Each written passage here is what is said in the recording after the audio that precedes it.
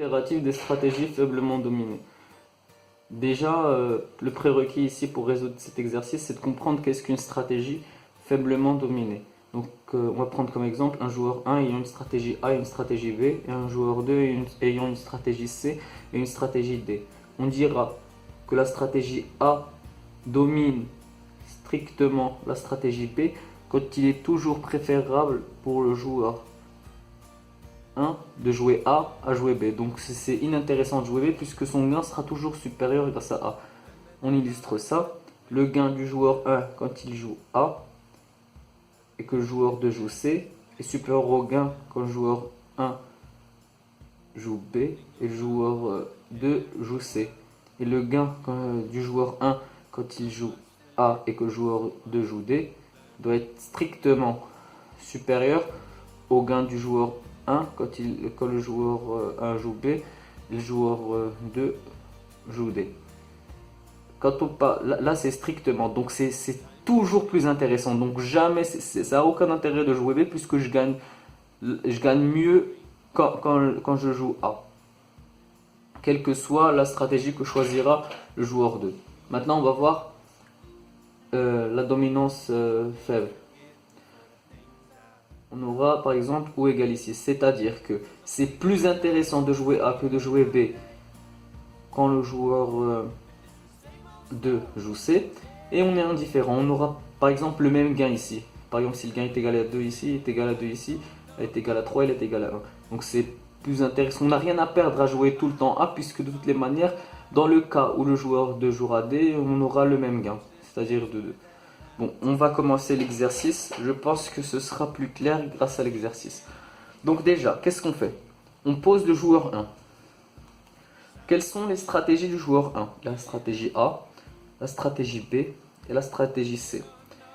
On pose le joueur 2 qui a aussi trois stratégies, X, Y et Z. Donc le joueur 1 va avoir plusieurs gains qui dépendent de ce que va jouer le joueur 2. Donc le joueur 2 peut jouer X, peut jouer Y et peut jouer Z. Si le joueur 1 joue A et le joueur 2 joue X, le joueur 1 a un gain de 1. Si le joueur 2 joue Y, un gain de 2. X, 0. Et on continue. Si le joueur 2, le joueur 1 joue B, 2, 2, 3. S'il joue C, 2, 0, 1. 2, 2, 3. 2, 2, 3. 2, 0, 1. Maintenant, pour le joueur 2, le joueur A pourra jouer A, B ou C. Le joueur 2 gagne 2, 2, 1, respectivement pour A, B, C. 2, 2, 1. Le joueur 2 en jouant Y gagne 3, 1, 0, 3, 1, 0 pour A et C. Et en jouant Z, il gagne 3, 2, 0. Ici, on doit faire la comparaison entre toutes les stratégies. Là, on va comparer le gain entre Y et X. Et là, on va comparer le gain entre Y et Z. Donc, il ne faut pas oublier de comparer le gain entre X et Z. Donc, on va ajouter notre X ici. 3, 2, 0. Et notre A ici, puisqu'on doit aussi comparer CA. 1, 2, 0. Petite remarque, pour l'élimination itérative des stratégies faiblement dominées, on peut avoir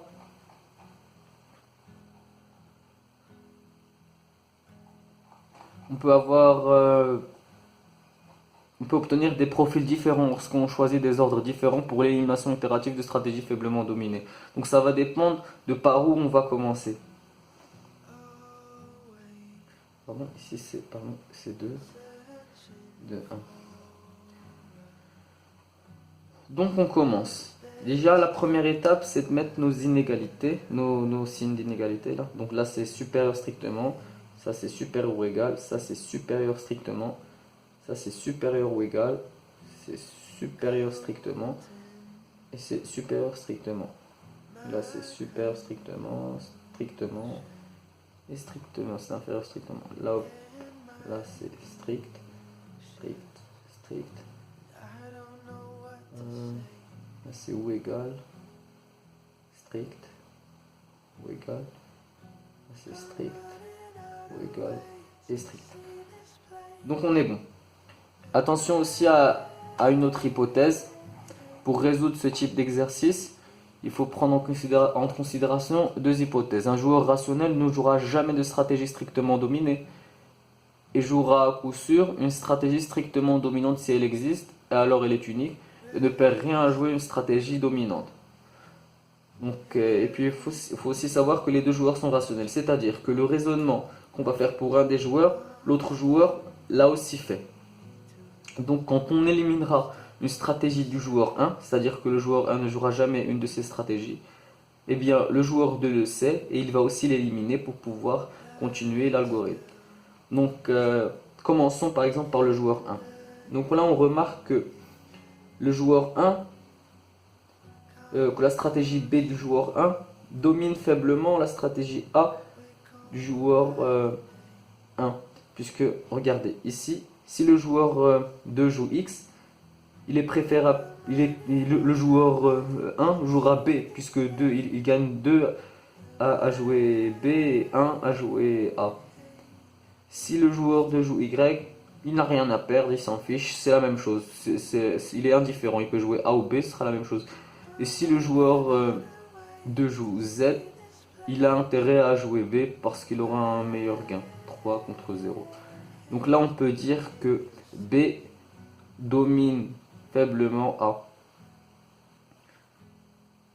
D'où on peut conclure que le joueur 1 ne jouera jamais A.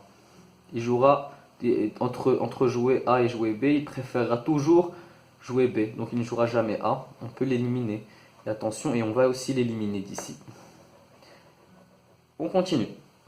Là on remarque aussi que si le joueur 1 joue B et que le joueur 2 joue X, et que le joueur 1 joue C et que le joueur 2 joue X, il a un gain égal. Donc pour lui il est indifférent au fait de jouer B ou C quand le joueur 2 joue X. Quand le joueur 2 joue Y, c'est plus intéressant de jouer B puisque là il a un gain de 2, il a un gain de 0.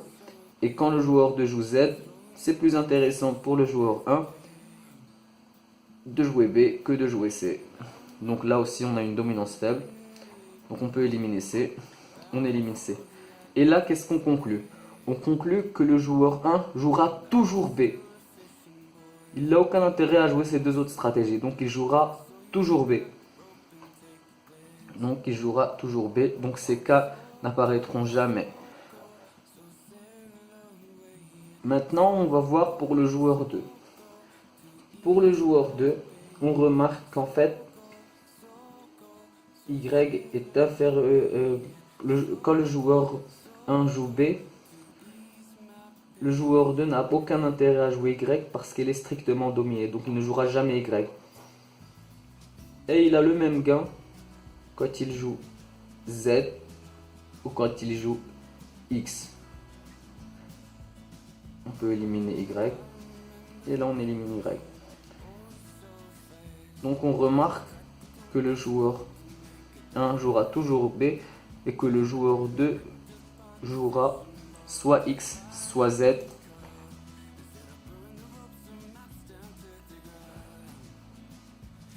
Donc on a ici résolu l'exercice par l'élimination itérative des stratégies faiblement dominées.